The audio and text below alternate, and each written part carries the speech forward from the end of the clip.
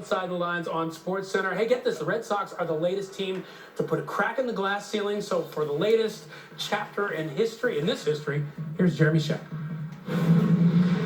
It has been a long time coming, but the barriers to women as coaches and executives at the highest level of men's sports have been tumbling. 2 weeks ago, Becky Hammond, a longtime San Antonio assistant coach, became the first woman to serve as a head coach in the NBA, albeit briefly after Greg Popovich was ejected during a loss to the Lakers. 2 months ago, Kim Ng became the general manager of the Miami Marlins, the first woman believed to hold that position in the NHL, MLB, NFL, or NBA.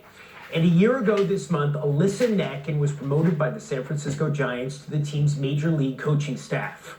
Now, another first. Bianca Smith, the first black woman to work as a coach for a major league franchise.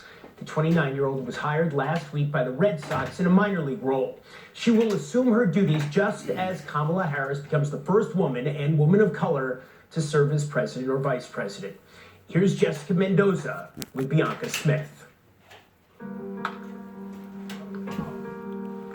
The Boston Red Sox hired Bianca Smith to coach in their minor leagues.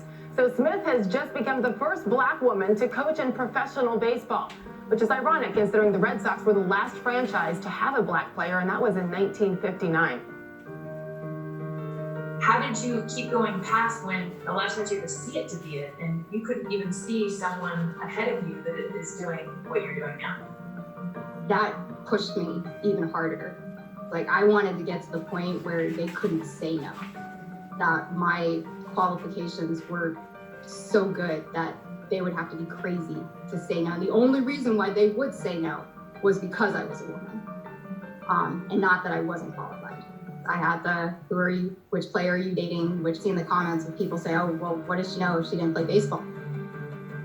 But Bianca's resume speaks for itself. While attending Dartmouth, she played Division I softball and club baseball. Upon graduation in 2012, she became the director of baseball operations and a graduate assistant at Case Western Reserve University, while simultaneously earning her business degree and her law degree. But by 2018, she still could not land a coaching position. So I moved back home, and for about a month and a half in October, ended up having to get my own apartment, and I worked tour guide for the Rangers, youth academy coach for the Rangers. I was a volunteer assistant coach for the University of Dallas, Uber Eats driver, worked at Target, worked at Dollar Tree, was a ticket taker and usher for FC Dallas, and I worked the night shift at UPS. And I think I got about 2 to 3 hours of sleep a day. And after about a month and a half, wow, thank God the Reds offered me a position. In December of 2018, the Cincinnati Reds offered Bianca an operations internship with a focus on player development and scouting. I got so much experience out of that and responsibilities and having to actually dive deep and create practice plans. Home games, I was there 2 o'clock in the afternoon, down in the dugout. If there was a chance that a player wanted to get extra work in, I was there so I could watch. Coaches gave me research projects for them. Started working on things in the clubhouse. Bianca's hard work earned her a job with Carroll University's baseball team, where she was hired to become the assistant athletic director. From there, she added hitting coordinator and assistant coach to her list of responsibilities. And that eventually led to the 29-year-old being hired by the Boston Red Sox. You know, I see Bianca Smith, Major League Baseball, first ever manager. Do you see that? I hope we're not waiting that long. So I do hope Alyssa beats me to it. I hope she becomes the first. If somebody else becomes the first before me, that is fine too. Like, I don't need to be the first. Right now though, I just want to coach. I want to be the best coach I can be, and then, yeah, just keep going.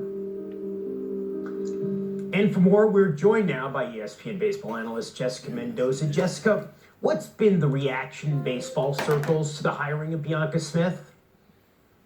It's been so welcoming. I think the biggest thing, and I'm here in Arizona around a bunch of players, is just wanting different, not wanting always the same person that's hired. And the fact that Bianca Smith comes in, something that wasn't in the piece is she's got a fascinating family. Both parents went to Dartmouth. Her brother, by the way, is on the U.S. men's soccer team. There's a Nobel Prize winner in her family. I mean, there's so much diversity beyond what she brings in baseball, but also everything else from her family to everything that she's done.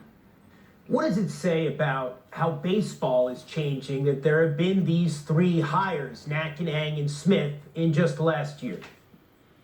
You know, Jeremy, it's been a long time coming. I mean, Kim Ng alone, over 2 decades that she has applied for jobs. And as exciting as this is, it's also crazy that it's taken this long for us to see our first coach, for us to see the first general manager, and now finally the first African-American woman to coach within baseball. I'm excited, but it's also the reaction of all these women, I know them well, is why hasn't this happened sooner? So these last 6 months have been amazing. There's gonna be more hirings coming, but this should have been happening decades ago. I'm just glad it's happening now.